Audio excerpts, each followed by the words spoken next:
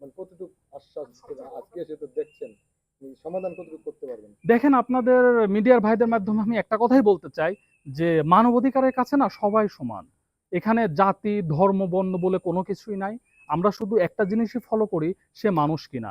যেহেতু তারা মানুষ, তারা মনে করেন যে হচ্ছে আপনার ক্ষমতাধর কিনা, তাদের পরিবারে কেউ পাগল কিনা, তাদের পরিবারে কেউ উপার্জন করতে পারছে কিনা, মানবাধিকার এটা কখনো জাস্টিফাই করে না। মানবাধিকার এটাই জাস্টিফাই করে যে কোনো মানবের সঙ্গে আপনার হচ্ছে অন্যায় হয়েছে কিনা। যদি কোনো মানবের সঙ্গে অন্যায় হয়ে থাকে, তাকে সুষ্ঠু বিচার পাওয়ে দেওয়ার জন্য মানবাধিকারের পক্ষ থেকে সর্বোচ্চ আমরা সহযোগিতা করব। আর আমরা অবশ্যই দেখেন, সহযোগিতার জন্য আমরা এখানে যে থানাটা আছে ফরিদপুর ডিস্ট্রিক্টের আওতাভুক্ত সদরপুর যে থানা, থানার যিনি ওসি সাহেব আছেন তার কাছে গিয়েছি।